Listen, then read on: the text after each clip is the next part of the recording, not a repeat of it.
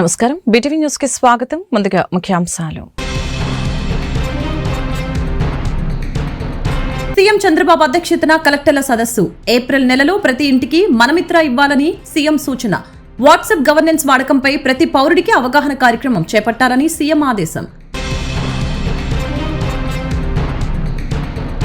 తన గురువు షిహాన్ హుసైనీ ఆత్మకు శాంతి చేకూరాలని డిప్యూటీ సీఎం పవన్ కళ్యాణ్ ఆవేదన. పవన్ కి మార్షల్ ఆర్ట్స్, కరాటేలో శిక్షణ ఇచ్చిన హుసైనీ తన గురువు మరణంతో ఆవేదనకు లోనయ్యానని పవన్ వెల్లడి. ఏపీలో పెట్రోల్ ధరలపై బగ్గుమన్న ఏపీ కాంగ్రెస్ అధ్యక్షురాలు వైఎస్ షర్మిల. పొరుగు రాష్ట్రాల్లో కంటే ఏపీలో పెట్రోల్ ధరలు ఎక్కువగా ఉన్నాయన్న షర్మిల. గతంలో 17 రూపాయలు తగ్గించాలని చంద్రబాబు డిమాండ్ చేశారని వెల్లడి. ఇప్పుడు అధికారంలో ఉన్నందున మాట నిలబెట్టుకోవాలని షర్మిల డిమాండ్. విజయవాడ నగరపాలక సంస్థ కౌన్సిల్ సమావేశం అర్థవంతంగా సాగిన వైనం. కౌన్సిల్లో ప్రశ్నోత్తరాలను ప్రవేశపెట్టిన మేయర్ రాయన భాగ్యలక్ష్మి. నగరంలో ఉన్న సమస్యలపై మేయర్పై శివాలెత్తిన కార్పొరేటర్లు. విధ్వంసమైన రాష్ట్రాన్ని గాడిన పెట్టి పునర్నిర్మిస్తామని ఎన్నికల ముందు ప్రజలకు హామీ ఇచ్చినట్లుగానే దానిని నిలబెట్టుకునేందుకు ఈ 9 నెలల పాలనలో కృషి చేశామని ముఖ్యమంత్రి నారా చంద్రబాబు నాయుడు తెలిపారు. గత ప్రభుత్వం 5 ఏళ్లు తమ విధ్వంస పాలనతో రాష్ట్రాన్ని వెనక్కి తీసుకువెళ్లిందని, జరిగిన నష్టాన్ని రాష్ట్రం అధిగమించి అభివృద్ధి చెందేలా ప్రజలకు సంక్షేమం అందించేలా చిత్తశుద్ధితో పనిచేయాలని ముఖ్యమంత్రి జిల్లాల కలెక్టర్లకు సూచించారు. సచివాలయంలో సీఎం చంద్రబాబు అధ్యక్షతన కలెక్టర్ల సమావేశం జరిగింది. ఈ సందర్భంగా చంద్రబాబు మాట్లాడుతూ రానున్న రోజుల్లో ప్రజల కోసం, జిల్లా కోసం ఏం చేయాలనే దానిపై యాక్షన్ ప్లాన్ తయారు చేసుకోవాలని కలెక్టర్లకు సూచించారు. ప్రజలపై మీ ప్రభావం ఎక్కువగా ఉంటుందని, మీ పనితీరుతో వచ్చే ఫలితాలు వారిపై శాశ్వతంగా చూపిస్తాయని కలెక్టర్లను ఉద్దేశించి అన్నారు. 26 జిల్లాల కలెక్టర్ల పనితీరుని నిరంతరం సమీక్షిస్తున్నామని తెలిపారు. సంక్షేమ ఫలాలు సక్రమంగా ప్రజలకు అందాలని, ప్రభుత్వం చేపట్టిన ప్రతి కార్యక్రమం చివరి స్థాయి వరకు చేరాలని తెలియజేశారు. ప్రతి అధికారి బాధ్యతగా వ్యవహరించాలని అన్నారు. పౌరులకి అందించే 22 సేవల నుంచి అభిప్రాయాలు తీసుకుంటున్నామని, ఈ ప్రభుత్వం మా కోసమే పనిచేస్తుందన్న నమ్మకం ప్రజల్లో కలిగించాలని చెప్పారు. ఏప్రిల్ మొదటి వారంలోనే డిఎస్సి నోటిఫికేషన్ విడుదల చేస్తామని చెప్పారు. కూటమి ప్రభుత్వం అధికారంలోకి వచ్చి 9 నెలలైందని, ఈ 9 నెలల్లో 3వసారి కలెక్టర్లతో సమావేశం నిర్వహించుకుంటున్నామని తెలిపారు. ఈ కలెక్టర్స్ కాన్ఫరెన్స్ వచ్చినటువంటి కలెక్టర్స్ అందరికీ, అదే సమయంలో పవన్ కళ్యాణ్ గారు వ్యక్తిగత కారణాల్లో రాలేకపోయారు. ఆ విషయం కూడా మనం ఒకసారి గుర్తు చేసుకుంటూ అందరికీ నమస్కారాలు. ఈ ప్రభుత్వం వచ్చి 9 నెలలు అయింది, 10వ నెల. ఈరోజు 3వసారి కలెక్టర్స్ కాన్ఫరెన్స్ పెట్టుకుంటున్నాం. అంటే ప్రతి క్వార్టర్కి మీరు ఏ విధంగా పనిచేశారో ఒకసారి సమీక్ష చేసుకుని అందరం కూడా, ఇంక్లూడింగ్ చీఫ్ సెక్రటరీ మొదలుకొని మంత్రులు గాని, అధికార యంత్రాంగం, అదే విధంగా ప్రజాప్రతినిధులు కూడా ఏ విధంగా పనిచేసాం ఒకసారి సమీక్ష చేసుకుని నెక్స్ట్ క్వార్టర్కి ఏ విధంగా ప్లాన్ చేసుకోవాలి అనే విషయాలు మనం అందరం ఆలోచిస్తున్నాం. అయితే మనం అందరం కూడా గుర్తుపెట్టుకోవాల్సింది, వీఆర్ ఆల్ ఇన్ డెమోక్రసీ, ప్రజాస్వామ్యంలో ఉన్నాం. 5 సంవత్సరాలకు ఒకసారి ప్రజలు మ్యాండేట్ ఇస్తారు. అదే సమయంలో అధికార యంత్రాంగం ప్రజలకు ఆమోదయోగ్యమైన పరిపాలన ఇవ్వడానికి మీరు ప్రయత్నం చేస్తారు. ఒక్కొక్క లీడర్ వచ్చినప్పుడు ఒక్కొక్క విధానాలు ఉంటాయి. ఒక లీడరు తన యొక్క పరిపాలనతో ముందుకు తీసుకుపోయే పరిస్థితులు ఉంటాయి. ఒక్కొక్క లీడర్ వస్తే డిస్ట్రక్షన్ కూడా జరుగుతుంది. అదే మనం ఒకసారి చూస్తే 5 సంవత్సరాలు నా సుదీర్ఘమైన రాజకీయ అనుభవం నేను చూసినప్పుడు ప్రజల్లో అంత ఫ్రస్ట్రేషన్ ఎప్పుడు రాలా. అందుకే స్ట్రైక్ రేట్ చూస్తే 93% స్ట్రైక్ రేట్. నేను 4వసారి ముఖ్యమంత్రిని, ఎప్పుడు ఇంత మెజారిటీస్ మాకు రాలా. అంటే అది ఇండికేషన్ ఏంటంటే ఇక్కడుండే వాళ్ళమే పరిపాలనలో ఉన్నారు మీరు, కానీ ప్రజలు ఆమోదించలేదు ఆనాటి పాలన. అయితే ఈ రోజు ఆస్పిరేషన్స్ కూడా ఎక్కువగా ఉన్నాయి. ఈ విషయం కూడా మనం గుర్తుపెట్టుకోవాల్సిన అవసరం ఉంది. ఒకప్పుడు పరిపాలన అంటే రెగ్యులేటరీ మాత్రం, మీరందరూ కలెక్టర్స్, కలెక్షన్ ఆఫ్ రెవెన్యూ. ఇప్పటికి కూడా మీ అందరికి ఎందుకు రిమైండ్ చేస్తుందంటే మీ మైండ్ లో నుంచి అది తీసేయాలి. తన గురువు షిహాన్ హుసైనీ ఆత్మకు శాంతి చేకూరాలని, ఆయన మరణంతో ఆవేదనకు లోనయ్యానని డిప్యూటీ సీఎం పవన్ కళ్యాణ్ తెలిపారు. పవన్ కి మార్షల్ ఆర్ట్స్, కరాటేలో శిక్షణ ఇచ్చిన గురువు హుసైనీ మరణించడంతో పవన్ తీవ్ర ఆవేదనకి గురయ్యారు. ప్రముఖ మార్షల్ ఆర్ట్స్, ఆర్చరీ శిక్షకులు, సీనియర్ నటులు షిహాన్ హుసైనీ బ్లడ్ క్యాన్సర్ తో బాధపడుతూ మంగళవారం ఉదయం కన్నుమూశారు. ఆయన మరణ వార్తపై సినీ ప్రముఖులు తీవ్ర దిగ్భ్రాంతిని వ్యక్తం చేస్తూ సంతాపం తెలియజేస్తున్నారు. ఇక ఆయన ఆధ్వర్యంలోని hero AP deputy CM Pawan Kalyan కరాటేని నేర్చుకున్నారు. తన గురువు మరణించడంతో పవన్ తీవ్ర ఆవేదనకి గురయ్యారు. ఈ మేరకు ఓ పత్రిక ప్రకటన విడుదల చేశారు. ప్రముఖ martial arts, archery శిక్షకులు Shihan Hussaini తుది శ్వాస విడిచారని తెలిసి తీవ్ర ఆవేదనకు లోనయ్యానని అన్నారు. నేను ఆయన వద్దే కరాటే శిక్షణ పొందానని చెప్పారు. మార్షల్ ఆర్ట్స్ గురు హుస్సేని అనారోగ్యంతో బాధపడుతున్నారని 4 రోజుల కిందట తెలిసిందని చెప్పారు. వారి ఆరోగ్యం గురించి చెన్నైలోని నా మిత్రుల ద్వారా వాకప్ చేసి విదేశాలకు పంపించి మెరుగైన వైద్యం చేయించాల్సి ఉంటే అందుకు తగిన ఏర్పాట్లు చేస్తానని తెలిపానని అన్నారు. అలాగనే ఈ నెల 29వ తేదీన చెన్నై వెళ్లి హుస్సేన్ ని పరామర్శించాలని నిర్ణయించుకున్నట్లు చెప్పారు. ఇంతలో దుర్వార్త వినాల్సి రావటం అత్యంత బాధాకరమని చెప్పారు. ఆయన ఆత్మకు శాంతి చేకూరాలని ప్రార్థిస్తున్నానని చెప్పారు. తెలంగాణ, తమిళనాడు, కర్ణాటక రాష్ట్రాలతో పోలిస్తే ఆంధ్రప్రదేశ్లో పెట్రోల్, డీజిల్ ధరలు అధికంగా ఉన్నాయని ఏపీ కాంగ్రెస్ అధ్యక్షురాలు వైఎస్ షర్మిల ధ్వజమెత్తారు. చంద్రబాబు విపక్ష నేతగా ఉన్నప్పుడు లీటర్కి 17 రూపాయలు తగ్గించాలని డిమాండ్ చేశారని, ఇప్పుడు ఆ హామీని నిలబెట్టుకోవాలని షర్మిల డిమాండ్ చేశారు. గతంలో జగన్ కూడా పెట్రోల్, డీజిల్ ధరలపై విమర్శలు చేసి అధికారంలోకి వచ్చాక వాటిని పెంచారని గుర్తు చేశారు. 2 పార్టీలు కలిసి ప్రజల నుంచి 50,000 కోట్లు వసూలు చేశారని ఆరోపించారు. పెట్రోల్, డీజిల్ మీద పన్నుల తగ్గింపుపై టీడీపీ, వైసీపీ పార్టీలవి నీచ రాజకీయాలని ఏపీ కాంగ్రెస్ అధ్యక్షురాలు వైఎస్ షర్మిల విమర్శించారు. ప్రతిపక్షంలో ఒక మాట, అధికార పక్షంలో మరొక మాట. గత 10 ఏళ్లుగా ఈ 2 పార్టీల ప్రభుత్వాలు చేసింది దారి దోపిడీ తప్ప మరొకటి కాదని మండిపడ్డారు. దేశంలోని అత్యధిక పన్నులు వేసిన రాష్ట్రంగా ముందు వరుసలు పెట్టి రాష్ట్ర ప్రజానికాన్ని లూటీ చేశారని షర్మిల మండిపడ్డారు. ప్రస్తుతం ఆంధ్రప్రదేశ్లో లీటర్ పెట్రోల్ ధర 109 రూపాయల 60 పైసలు, డీజిల్ ధర 97 రూపాయల 47 పైసలు ఉందని చెప్పారు.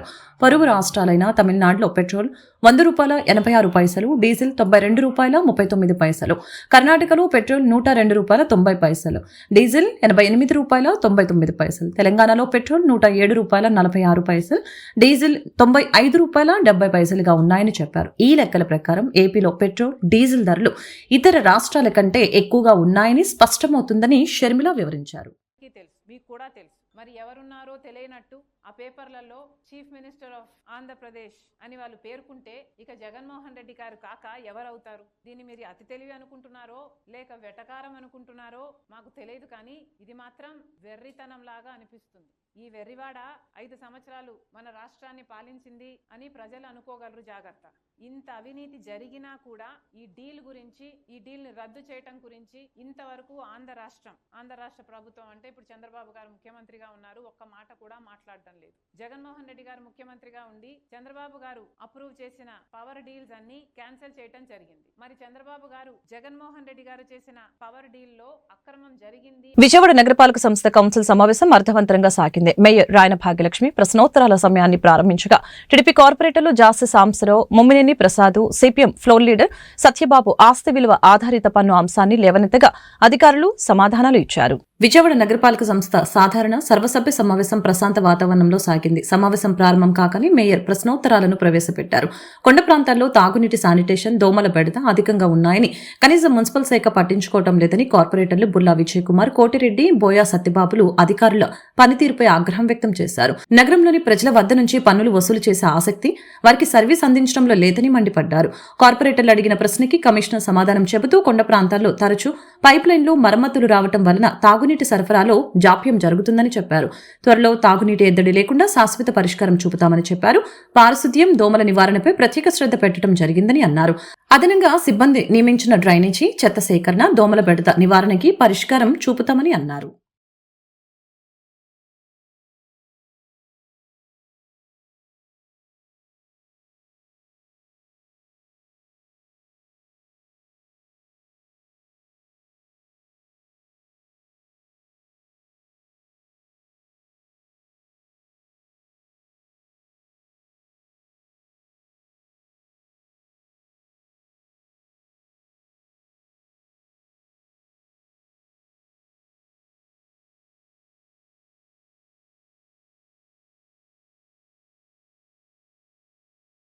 విజయవాడ నగరపాలక సంస్థ పరిధిలోని ప్రజలకు కేటాయించిన టిట్కో ఇళ్ల కేటాయింపుపై కౌన్సిల్లో చర్చ అర్థవంతంగా సాగింది. సిపిఎం కార్పొరేటర్ బోయా సత్యబాబు లేవనెత్తిన ప్రశ్నకు మున్సిపల్ కమిషనర్ ధ్యానచంద్ర వివరణ ఇచ్చారు.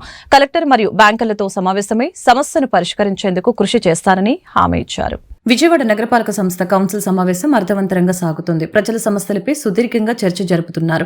CPM corporator buoy Satyababu TIDCO ఇళ్లకు సంబంధించిన అంశాన్ని లేవనెత్తారు. ఎంతమందికి ఇల్లు కేటాయించారు, ఇంకా ఎంతమందికి కేటాయించాలి, ఫైనాన్స్ తదితర అంశాలని కౌన్సిల్ ముందుకు తీసుకుని వచ్చారు. ఈ సందర్భంగా మేయర్ రాయన భాగ్యలక్ష్మి టిట్కో ఇళ్ల అంశంపై అధికారుల్ని వివరణ కోరారు. మున్సిపల్ కమిషనర్ ధ్యానచంద్ర టిట్కో ఇళ్లపై సమాధానం ఇచ్చారు. బ్యాంకర్లకు 3 కోట్లకు పైగా చెల్లించవలసిన ఉందని, త్వరలోనే వారితో సమావేశం అవుతామని తెలియజేశారు. టిట్కో ఇల్లు ఉన్న ప్రాంతం నగరపాలక సంస్థ పరిధిలోకి రాకపోవడంతో మౌలిక వసతులు కల్పించే బాధ్యత సిఆర్డీఏ వారిదేనని అధికారుల దృష్టికి తీసుకుని వెళ్లామని చెప్పారు. కలెక్టర్ దృష్టికి కూడా ఈ అంశాన్ని తీసుకువెళ్లి పరిష్కరించే విధంగా కృషి చేస్తామని అన్నారు.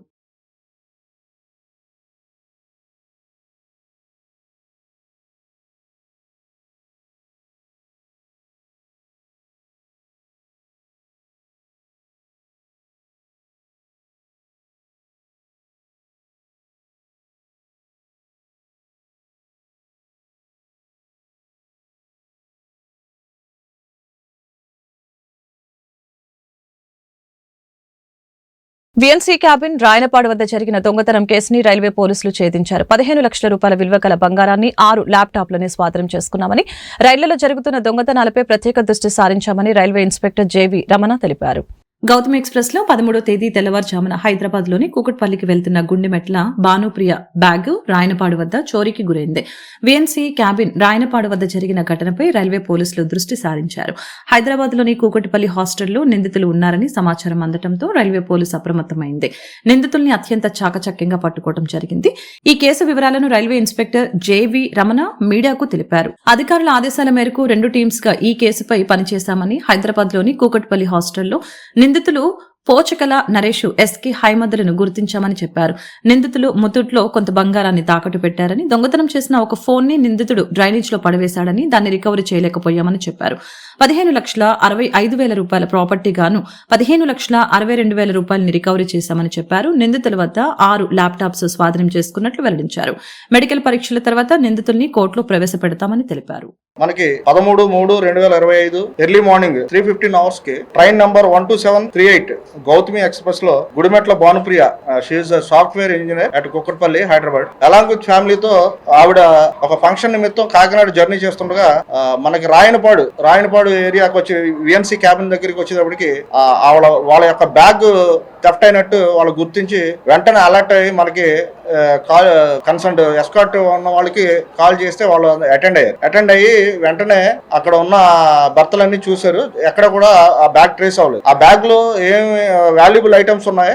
ఒక ల్యాప్టాప్, కంపెనీకి సంబంధించిన ఒక లెనోవో థింక్ ప్యాడ్ ల్యాప్టాప్ ఒకటి, తర్వాత అప్రాక్సిమేట్లీ 95 grams హారం, తర్వాత చిన్న హారం, తర్వాత బ్లాక్ బీడ్ చైన్, తర్వాత ఒక నెక్లెస్, స్టోన్స్ నెక్లెస్, తర్వాత ఎయిర్ స్టార్ట్స్, ఇవన్నీ గోల్డ్ ఆర్నమెంట్స్, ఒక సెల్ ఫోను, ఒక సిల్వర్ బౌల్, ఇవన్నీ కూడా వాల్యుబుల్ ఐటమ్స్ ఆ లెనోవో ల్యాప్టాప్ బ్యాగ్ లోనే పెట్టుకుని వాళ్ళు జర్నీ చేస్తున్నారు ఫంక్షన్ నిమిత్తం. 14వ తారీఖు వాళ్ళు ఫంక్షన్ కి అటెండ్ అయ్యాల్సి ఉండే. సో ఇక్కడికి వచ్చేటప్పటికి ఆ బ్యాగ్ ఎవరో గుర్తు తెలియని వ్యక్తి థెఫ్ట్ చేశారని చెప్పేసి మనకి 16వ తారీఖు అంటే ఆ ఫంక్షన్ అంతా చూసుకుని తర్వాత వాళ్ళు 16వ తారీఖున వచ్చి మనకు కంప్లైంట్ చేశారు. వెంటనే కంప్లైంట్ చేసిన వెంటనే మనం ఎఫ్ఐఆర్ కేసు రిజిస్టర్ చేసి ఇమీడియట్ గా ఐర్ ఆఫీసర్స్ ఇచ్చిన ఇన్స్ట్రక్షన్స్ మేరకు 2 టీమ్స్ కింద డివైడ్ అయ్యాం. ఒక టెక్నికల్ టీము, ఒకటి ఎంఓ క్రిమినల్స్, పాత నేరస్తుల్ని వాళ్ళందరూ కూడా ఎగ్జామిన్ చేయడానికి ఇంకొక టీం కింద డివైడ్ అయ్యి సీసీ ఫుటేజ్, కొన్ని టెక్నికల్ ఎవిడెన్స్ల ద్వారా రాఘవేంద్ర మెన్స్ హాస్టల్ దగ్గర బయట ఉన్న ఒక 2 వ్యక్తుల్ని అలాంగ్ విత్ మీడియాస్తో మధ్యవర్తులను తీసుకుని అక్కడికి వెళ్తే మమ్మల్ని చూసి 2 పారిపోయారు. వాళ్ళిద్దరినే మేము అప్రహెండ్ చేసి అసలు వాళ్ళు ఎవరో ఏంటి అని వివరాలు అడిగితే వాళ్ళ పేర్లు, ఒక పేరు వచ్చి పుచ్చకాయల నరేష్ అని, రెండో పేరు వచ్చేసి షేక్ అహ్మద్ అని, వీళ్ళిద్దరూ కూడా బోనకల్ మండలం రావినూతలకు సంబంధించిన గ్రామానికి సంబంధించిన 2 వ్యక్తులుగా గుర్తించడం అయింది. గత ప్రభుత్వంలో డ్రైన్ల నిర్మాణాలని విస్తరించడంతో చిన్నపాటి వర్షానికి నీట మునిగి ప్రజలు ఇబ్బందులు పడవలసిన వచ్చిందని విజయవాడ తూర్పు ఎమ్మెల్యే గద్దె రామ్మోహన్ తెలిపారు. కూటమి ప్రభుత్వం వచ్చిన తర్వాత వేగంగా అభివృద్ధి పనులు చేపడుతుందని, త్వరలోనే ప్రజల సమస్యలకి పరిష్కారం లభిస్తుందని అన్నారు. నియోజకవర్గ పర్యటనలో భాగంగా ఎమ్మెల్యే గద్దె రామ్మోహన్ మాచవరం డౌన్ ప్రాంతంలో పర్యటించారు. ఈ సందర్భంగా ప్రజల సమస్యల్ని క్షేత్రస్థాయిలో పరిశీలించారు. అనంతరం నిరుపేద కుటుంబాలకి చెందిన 4 పార్టీ కార్యకర్తలకి ఒక టిఫిన్ బండి, 3 తోపుడు బండ్లు పంపిణీ చేశారు. అనంతరం గద్దె మాట్లాడుతూ మాచవరంలో కొండ ప్రాంతం కావటం వలన చిన్నపాటి వర్షానికే మునిగిపోయే పరిస్థితి ఉందని చెప్పారు. పైన ఉన్న నీరు రోడ్డుపై రావడంతో డ్రైన్లలో సిల్ట్ పేరుకుపోయి డ్రైనేజీలు పొంగి పొర్లుతున్నాయని తెలియజేశారు. గత జగన్ ప్రభుత్వ హయాంలో ఒక్కరోజు కూడా సిల్ట్ తీయలేకపోవటం ఎందుకు కారణమని చెప్పారు. స్ట్రాంగ్ వాటర్ నిధుల్ని కేంద్రం మంజూరు చేయిస్తే 2014లోని చంద్రబాబు ప్రభుత్వం ఎల్ఎన్టీ సంస్థ ద్వారా డ్రైన్ నిర్మాణ పనులు చేపడితే ఆ పనుల్ని కూడా జగన్ ప్రభుత్వం ఆపివేసిందని చెప్పారు. విజయవాడ తూర్పు నియోజకవర్గంలో ఉన్న ప్రధాన డ్రైన్లు గుంట దిబ్బ, పుల్లేటి డ్రైన్, మాచవరం డ్రైన్లు అని వీటిని పటిష్టం చేస్తే నీరు అనేది నిల్వ ఉండదని తెలియజేశారు. ఈ ప్రాంతంలో అనాది కాలం నుంచి కూడా ఏ మాత్రం చిన్నపాటి వర్షానికి ప్రధానమైన రోడ్డే మునిగిపోయే పరిస్థితి ఉంటది. ఇది కొండ ప్రాంతం నుంచి ఒకేసారి ఉధృతంగా వర్షం పడినప్పుడు నీళ్లు వచ్చి ఆ నీళ్లతో పాటు మట్టి కూడా రావడం వల్ల నిరంతరం పూడిక అయిపోయి కాలువలు కదలేని పరిస్థితి ఉంటాయి. ఇక్కడ గత 5 సంవత్సరాలు కూడా జగన్మోహన్ రెడ్డి గారు ముఖ్యమంత్రి ఉండగా సిల్ట్ అనేది విజయవాడ నగరంలో ఎక్కడా కూడా ఒక పార్టీ తీసే సందర్భం లేదు. దానివల్ల అన్ని కాలువలు పూడిపోయి ఈ రోజున అనేకమైన ఇబ్బందులు పడతా ఉన్నారు. గతంలో కేంద్ర ప్రభుత్వం నుంచి తెచ్చే నిధులు ఎల్ఎన్టీ వారికి అప్పచెబితే అది వాళ్ళని ఎల్ఎన్టీ వాళ్ళని పని చేయకుండా ఆపేసిన ఘనత కూడా జగన్మోహన్ రెడ్డి గారి ప్రభుత్వం ఉంది. దానిలో 200 కోట్లు మిగిలిపోయి ఉంటే ఆ 200 కోట్లు మరలా తీసుకొచ్చి దానితో పాటు నారాయణ గారు మున్సిపల్ మినిస్టర్ గారు సిఆర్డిఏ నుంచి 150 కోట్లు కేవలం డ్రైన్స్ కోసం, స్టార్మ్ వాటర్ డ్రైన్ కానివ్వండి, అండర్ గ్రౌండ్ డ్రైనేజ్ వీటి కోసం ఇప్పించడం జరుగుతూ ఉంది. ఈ పెద్ద మొత్తంతో కంపల్సరిగా మాకు ప్రధానమైన కూడలు విజయవాడ తూర్పు నియోజకవర్గంలో గుంటతిప్ప డ్రైన్ ఆటోనగర్ దగ్గరది, అదేవిధంగా ఈ యొక్క మాచవరంలో ఈ డ్రైను, ఇక్కడ వర్షం వస్తే కొండ ప్రాంతంలో ఇక్కడ జరిగే అనర్థం, అదేవిధంగా పుల్లేటి డ్రైన్ కూడా దాన్ని చేయాలి. ఒక 4 ప్రాంతాల్లో 4 డ్రైన్లు ఉన్నాయి. ఈ 4 డ్రైన్లు కనుక చేసుకోగలిగితే 100% స్టార్మ్ వాటర్ ఎక్కడ కూడా మిగిలే పరిస్థితి ఉండదు. అందువల్ల దానికి రేపు వచ్చే నిధుల్లో ఖచ్చితంగా నారా చంద్రబాబు నాయుడు గారి సహకారంతో ఆ నిధులను వెచ్చించి వీటిని పూర్తి చేయాలా. ఇక్కడ ఇదే మాచవరం డౌన్ లో ఆల్రెడీ ఎల్ఎన్టీ వాళ్ళు ఒక కల్వర్ట్ కడితే చుక్క నీళ్లు మిగలకుండా వెళ్ళిపోతా ఉన్నాయి. అలాంటి కల్వర్ట్లు కనీసం మినిమం 2, ఎక్కువగా 3 కావాలా పడవల రేవు వరకు. ఆ 3 కల్వర్ట్ల కోసం మేము ప్లాన్ చేస్తాం. ఏలూరు రోడ్ని పగలగొట్టి ఆ టేపుకి వెళ్ళాలి. దానికి ట్రాఫిక్ కూడా ఇబ్బంది కలగకుండా ఏ విధంగా చేయాలో నిపుణులతో సంప్రదించి అవి పూర్తి చేస్తామని తెలియజేస్తున్నాను. అదేవిధంగా నిరంతరం మేము ఇచ్చే కార్యక్రమాల్లో పేదవారికి అండగా తెలుగుదేశం పార్టీ ఎప్పుడు ఉంటుందని చెప్పి మనందరికి తెలిసిన విషయం. ఆ రోజున నందమూరి తారక రామారావు కానీ, ఈ రోజు నారా చంద్రబాబు నాయుడు గారు కానీ నిరంతరం పేదల సంక్షేమం కోసం ఆరాటపడే మనుషులు. చేనేత పరిశ్రమకు పూర్వ వైభవం తెచ్చేందుకు సీఎం చంద్రబాబు పలు కార్యక్రమాలు అమలు చేస్తున్నారని, ఆయన సారథ్యంలో చేనేత రంగానికి పునర్వైభవం తీసుకువస్తామని రాష్ట్ర చేనేత జౌళి శాఖ మంత్రి సవిత పేర్కొన్నారు. చేనేత కార్మికులను ఆదుకునేందుకు, వృత్తి నైపుణ్యతల్ని పెంపొందించుకునేందుకు శిక్షణ ఇస్తామని, నేటి పోటీ ప్రపంచంలో ఉన్నతంగా రాణించాలంటే వృత్తి నైపుణ్యాలను పెంపొందించుకోవటమే ఏకైక మార్గమని తెలిపారు. విజయవాడ బందర్ రోడ్లోని శేషసాయి కళ్యాణ వేదికలో ఉగాది, రంజాన్ పండుగని పురస్కరించుకుని చేనేత హ్యాండ్లూమ్ అండ్ టెక్స్టైల్స్ ఆధ్వర్యంలో చేనేత మేళ, వస్త్ర ప్రదర్శన ఏర్పాటు చేయడం జరిగింది. ఈ ప్రదర్శనలో పొందూరు, ఉప్పాడ, అంగర, పులగుర్త, బందరు, మంగళగిరి చీరలు, డ్రెస్ మెటీరియల్స్, చీరాల చీరలు, డ్రెస్ మెటీరియల్స్, వెంకటగిరి, ధర్మవరం, మదనపల్లి, ఎమ్మిగనూరు, గద్వాల్ చీరలు, బెడ్షీట్స్, పోచంపల్లి, కాశ్మీర్, బెంగళూరు, బాగల్పూర్ చీరలు, కలంకారీ వంటి ఎన్నో రకాల చేనేత ఉత్పత్తులు ఈ ప్రదర్శనలో ఆకట్టుకుంటున్నాయి. మార్చి 24 నుంచి 30వ తేదీ వరకు కొనసాగే ఈ ప్రదర్శనను రాష్ట్ర చేనేత జౌళి శాఖ మంత్రి సవిత ప్రారంభించారు. అనంతరం ఆమె స్టాల్స్లోని వస్త్రాలను పరిశీలించి చేనేత కార్మికులతో మాట్లాడారు. అనంతరం ఆమె మాట్లాడుతూ చేనేత పరిశ్రమకి పూర్వ వైభవం తెచ్చేందుకు సీఎం చంద్రబాబు పలు కార్యక్రమాలు అమలు చేస్తున్నారని చెప్పారు. చేనేత కార్మికులను ఆదుకునేందుకు, వృత్తి నైపుణ్యాలను పెంపొందించుకునేందుకు శిక్షణ ఇస్తామని అన్నారు. నేటి పోటీ ప్రపంచంలో ఉన్నతంగా రాణించాలంటే వృత్తి నైపుణ్యాలను పెంపొందించుకోవటమే ఏకైక మార్గమని చెప్పారు. కేంద్ర జౌళి మంత్రిత్వ శాఖ సహకారంతో ఆర్థిక అభివృద్ధికి తోడ్పడాలని కోరారు. ఇది ఒక మంచి ప్రభుత్వం అని చెప్పడానికి ఇది ఒక మరొక నిదర్శనం అని కూడా మీకు తెలియజేస్తున్నాం. మరి గత తక్కువ కాలంలోనే 8 సార్లు ఎగ్జిబిషన్స్ పెట్టాం. ఎగ్జిబిషన్స్ పెట్టడం వలన చేనేతలకు వాళ్ళు తయారు చేసిన వస్త్రాలను ఇక్కడ సేల్స్ పెట్టుకోవడానికి అవకాశంగా ఉంటుందని చెప్పి కూడా ఏర్పాటు చేసాం. నిజంగా సేల్స్ కూడా భారీగా పెరిగింది. గతంలో కింద పోలిస్తే ఇప్పుడు సేల్స్ ఇక్కడ మేము అన్ని అరేంజ్మెంట్స్, వాళ్ళకి పవర్ కావచ్చు, మరి అకామిడేషన్ అన్నీ అరేంజ్ చేసి ఇక్కడ ఇస్తున్నాం. మరి ఇతర రాష్ట్రాల నుంచి కూడా, ఎందుకంటే అన్ని వస్తువులు ఇక్కడ, అన్ని హ్యాండ్లూమ్స్ ఇక్కడ దొరుకుతాయనే ఉద్దేశంతో జార్ఖండ్ నుంచి, మరి తమిళనాడు నుంచి కూడా ఈరోజు ఇక్కడ స్టాల్స్ కూడా ఏర్పాటు చేసాం. మొత్తం 87 స్టాల్స్ ఏర్పాటు చేసామన్న విషయాన్ని కూడా తెలియజేస్తూ, అదేవిధంగా చేనేతలకు పూర్వ వైభవం తీసుకురావాలనేది ముఖ్యమంత్రి గారు, మరి నారా లోకేష్ బాబు గారి ఉద్దేశం. ఎన్నికల సమయంలో మేము ఏదైతే మాట చెప్పామో ఆ మాట నిలబెట్టుకున్న ప్రభుత్వం ఎన్డీఏ ప్రభుత్వం అని కూడా తెలియజేస్తున్నాం. ఎందుకంటే గతంలో 9 సార్లు కరెంటు బిల్లు పెంచడంతో చేనేతలు చాలా ఇబ్బంది పడ్డారన్న విషయం గ్రహించి యువగల అధినేత నారా లోకేష్ బాబు గారు పవర్ లూమ్స్కి 500, హ్యాండ్లూమ్స్కి 200 యూనిట్లు ఉచితం అన్నాము. అది కూడా మేము అమలు చేస్తామన్న విషయాన్ని కూడా తెలియజేస్తున్నాం. అదేవిధంగా ఆరోగ్య బీమా కూడా దగ్గరలో అమలు పరుస్తున్నామన్న విషయాన్ని కూడా తెలుస్తున్నాం. అంతేకాకుండా ఎవరైతే వర్క్షెట్స్ కూడా మేము ఏర్పాటు చేస్తున్నాం, సబ్సిడీలో పనిముట్లు కూడా 90% సబ్సిడీతో కూడా అందజేస్తున్నాం. మరి ముఖ్యంగా క్లస్టర్లు కూడా మేము క్లస్టర్లు కూడా ఏర్పాటు చేయబోతున్నాం. దగ్గర ఈ సంవత్సరంలోనే ఒక 10 క్లస్టర్లు కూడా ఏర్పాటు చేసి చేనేతలకు 365 రోజులు పని కల్పించాలన్నదే ముఖ్యమంత్రి గారి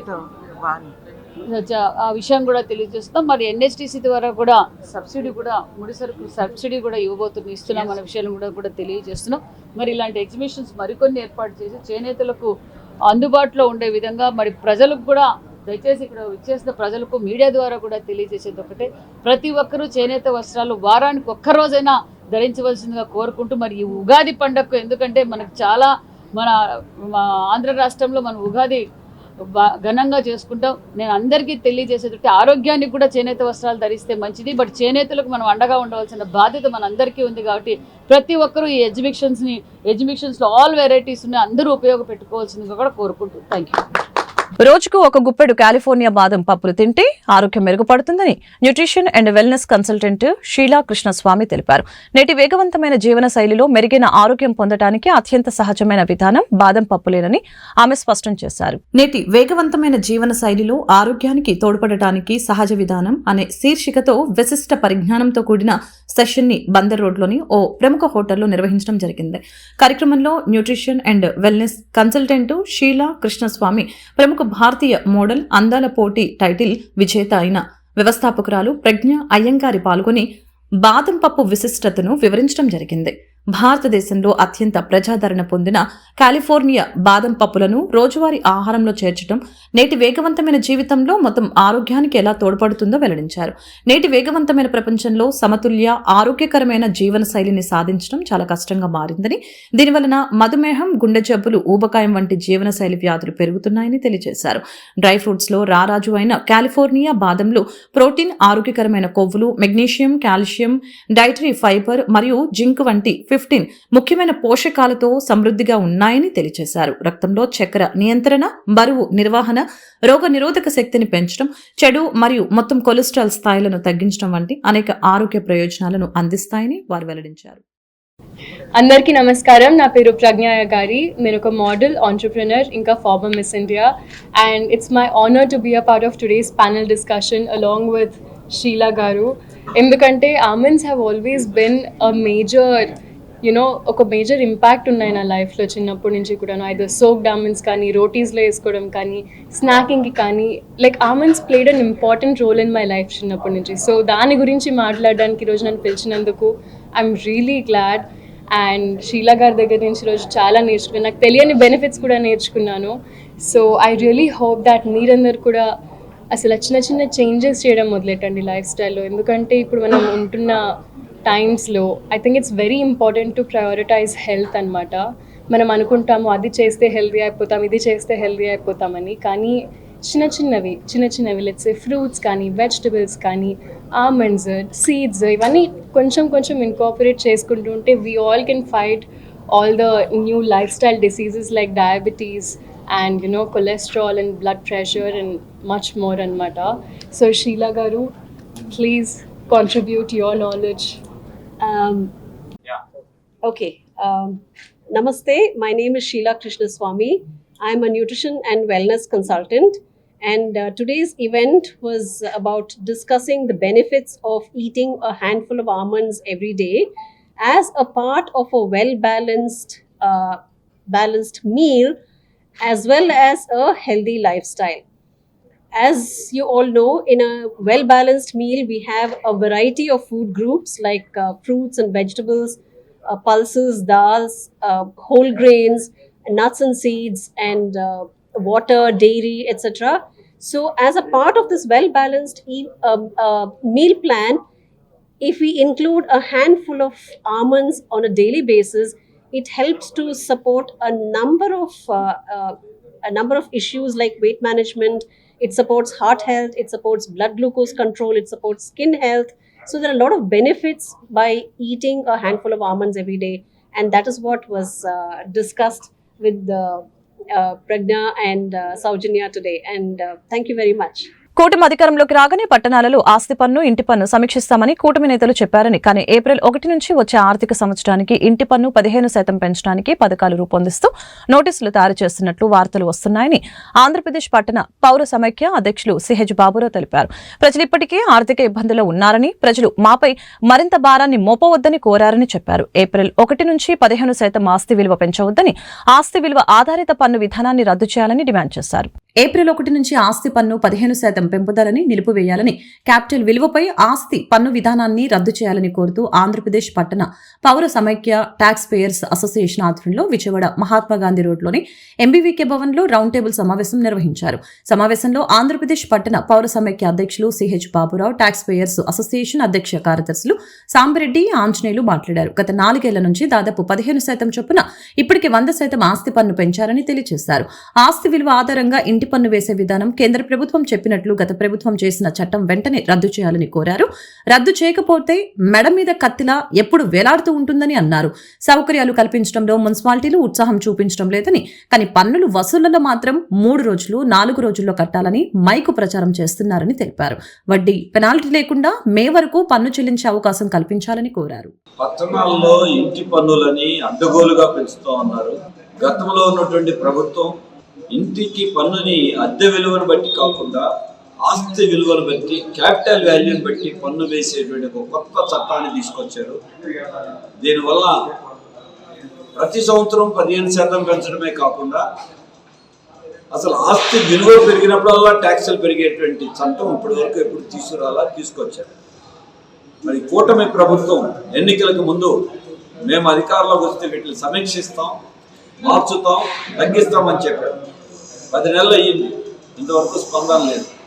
మళ్ళీ రేపు ఏప్రిల్ 1వ తారీఖు నుండి కొత్త పన్ను మళ్ళీ 15% పెరిగే ప్రమాదం ఉంది. అందుకే మాట ఇచ్చినట్టుగా, హామీ ఇచ్చినట్టుగా పాత పన్ను ఇప్పటికి 4 ఏళ్లుగా 15% చొప్పున లెక్కేసుకుని 100% పైన పెరిగిపోయింది. కనీసం ఇప్పుడైనా ఈ క్యాపిటల్ వాల్యూ విధానం రద్దు చేయాలి. అలాగే పన్ను పంపుని ఏప్రిల్ నుంచి మళ్ళీ లేకుండా, ఇప్పటికే చాలా భారం అయిపోయింది కాబట్టి పెంచకుండా ఆగాలి. దీనికి తోడు ఇవాళ బలవంతంగా పన్నులు వసూలు చేస్తున్నారు. పన్నులు చెల్లించకపోతే మంచినీళ్ళు కట్ చేస్తామన్నారు, డ్రైనేజీ కట్ చేస్తామన్నారు, 24% వడ్డీ వేస్తున్నారు. కనీసం ఇంకో 2 నెలలైనా వడ్డీ లేకుండా కట్టడానికి సమయం ఇవ్వాల్సిన బాధ్యత ఉంది. భారాలు మోయలేని స్థితిలో ప్రజలు ఉన్నారని చంద్రబాబు గారు చెప్తున్నారు. కానీ భారాలు మరి కనీసం వీళ్ళైనా తగ్గించకుండా ఉండాలి. గతంలో చెత్త పన్ను వేస్తే రాష్ట్రం అంతా ఆందోళన చేస్తే ఎన్నికల ఎజెండాగా మరి అది రద్దయింది. ఈ ఆస్తి పన్ను, ఇంటి పన్నును కూడా అదే విధంగా పెంచకుండా ఆపాలని అనేక కాలనీ అసోసియేషన్లు, అపార్ట్మెంట్ అసోసియేషన్లు, పౌర సంఘాలు, వ్యాపార వాణిజ్య సంఘాలు అందరూ కలిపి విజయవాడలో రౌండ్ టేబుల్ సమావేశం నిర్వహించాం. అటు ఆంధ్రప్రదేశ్ పట్టణ పౌర సమాఖ్య, ట్యాక్స్ పేయర్ల అసోసియేషన్ ఆధ్వర్యంలో మంత్రులకి, ఎమ్మెల్యేలకి, నాయకులకి అందరికీ వినతి పత్రాలు ఇవ్వాలని, వినతి పత్రాల మీద కూడా స్పందించకపోతే రాష్ట్ర వ్యాప్తంగా దీని మీద ఆందోళన ప్రారంభించాలని నిర్ణయించాం. ఇది అందరి సమస్య, అందరూ స్పందించాలని, ప్రభుత్వం ఇప్పటికైనా ఒక తగిన నిర్ణయం తీసుకుని పన్ను పెంపు నిలిపివేయాలని డిమాండ్ చేస్తాం. విజయవాడ పశ్చిమ నియోజకవర్గం స్వాతి సెంటర్ కూడలిలో ఐజా సంస్థల అధినేత, మైనార్టీ నేత షేక్ గయాజుద్దీన్ ఐజా ఆధ్వర్యంలో స్థానిక ముస్లింలకు పవిత్ర రంజాన్ మాసం సందర్భంగా భారీ ఇఫ్తార్ కార్యక్రమాన్ని నిర్వహించారు. కార్యక్రమంలో పశ్చిమ నియోజకవర్గ మాజీ ఎమ్మెల్యే, సీనియర్ మైనార్టీ నేత జలీల్ ఖాన్ ముఖ్య అతిథిగా హాజరయ్యారు. పవిత్ర రంజాన్ మాసం సందర్భంగా ముస్లిం సోదరులకు ఇచ్చిన ఈ భారీ ఇఫ్తార్ విందు పేద ధనిక తేడా లేకుండా అందరికీ సమానంగా సేవలు అందించడం, ముస్లింల మధ్య ఐక్యతను పెంచడం ముఖ్యమైన లక్ష్యంగా నిరూపించిందని ఐజా సంస్థల అధినేత ఐజాను ఆయన అభినందించారు. వారం అంతా కూడా గత మాసం అంతా ఉపవాసాలు ఉండి ముస్లిం పెద్దలు, ప్రతి ముస్లిం కూడా దేవుడి ద్వారా ప్రార్థిస్తాం. జరిగిన తప్పుల్ని రాబోయే కాలంలో ఇంత భర్తీ చేసే విధంగా ఉపవాసం ఉండి ప్రార్థన చేస్తాం. ఈ చివరి వారం రంజాన్ పండుగకి మా తమ్ముడు ఏ కార్యక్రమం చేసినా హడావుడి ఎక్కువ ఉంటుంది. ఈరోజు దాదాపు 10,000 మంది తప్పకుండా ఎవరైతే ఉపవాసాలు ఉంటారో మరి 5 పూట్ల రంజాన్ ఉన్నా లేకపోయినా నమాజ్ చదువుతారు. ముస్లిం సోదరులే అక్క చెల్లెలతో సహా కుటుంబ సమేత అందరూ రావాలని ఆహ్వానిస్తే మీరే చూస్తున్నారు. మరి 10,000 మందిని ఇవాళ ఇచ్చారు, వినియోగించారు. మేము కూడా అల్లా ధర ప్రార్థన చేస్తున్నాం. ఇటువంటి ముస్లిం సోదరుల్ని అల్లా ఇంకా పైకి తీసుకురావాలి, వాళ్ళ కష్టాలు తీరాలి. ఎవరైతే రంజాన్ నెలలో మా సోదరులు కానీ సోదరులు కానీ. వార్తలు ముగించే ముందు ముఖ్యాంశాలు మరొకసారి. సీఎం చంద్రబాబు అధ్యక్షతన కలెక్టర్ల సదస్సు. ఏప్రిల్ నెలలో ప్రతి ఇంటికి మనమిత్ర ఇవ్వాలని సీఎం సూచన. వాట్సాప్ గవర్నెన్స్ వాడకంపై ప్రతి పౌరుడికి అవగాహన కార్యక్రమం చేపట్టాలని సీఎం ఆదేశం. తన గురువు షిహాన్ హుసైనీ ఆత్మకు శాంతి చేకూరాలని డిప్యూటీ సీఎం పవన్ కళ్యాణ్ ఆవేదన. పవన్ కి మార్షల్ ఆర్ట్స్, కరాటేలో శిక్షణ ఇచ్చిన హుసైనీ తన గురువు మరణంతో ఆవేదనకు లోనయ్యానని పవన్ వెల్లడి. ఏపీలో పెట్రోల్ ధరలపై బగ్గుమన్న ఏపీ కాంగ్రెస్ అధ్యక్షురాలు వైఎస్ షర్మిల. పొరుగు రాష్ట్రాల్లో కంటే ఏపీలో పెట్రోల్ ధరలు ఎక్కువగా ఉన్నాయన్న షర్మిల. గతంలో 17 రూపాయలు తగ్గించాలని చంద్రబాబు డిమాండ్ చేశారని వెల్లడి. ఇప్పుడు అధికారంలో ఉన్నందున మాట నిలబెట్టుకోవాలని షర్మిల డిమాండ్. విజయవాడ నగరపాలక సంస్థ కౌన్సిల్ సమావేశం అర్థవంతంగా సాగిన వైనం. కౌన్సిల్లో ప్రశ్నోత్తరాలను ప్రవేశపెట్టిన మేయర్ రాయన భాగ్యలక్ష్మి. నగరంలో ఉన్న సమస్యలపై మేయర్పై శివాలెత్తిన కార్పొరేటర్లు. ఈ వార్తలు ఇంతటితో సమాప్తం. మరొక బులెటిన్ మళ్ళీ కలుద్దాం. నమస్కారం.